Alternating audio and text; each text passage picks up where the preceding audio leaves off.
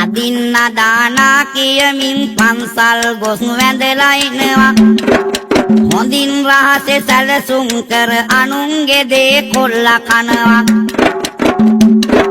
විනාශයට අසුවීමෙන් දඟලන කල පාරේ වැටි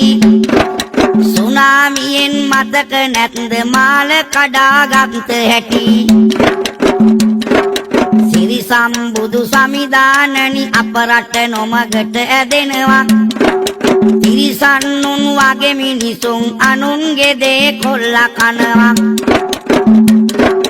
පන්සල පල්ලිය කෝවිල බස් නැවතුම් පොළ සැමතැන ලං වෙලා ඇත සාක්කුවට පොකට් කරුවෝ ඈගහගෙන අපමණ වංචා කරමින් සතුටින් දිවි ගත කරනවා කොපමණ නීතිය තිබුණත් නීතියෙනුත් පැනලා යනවා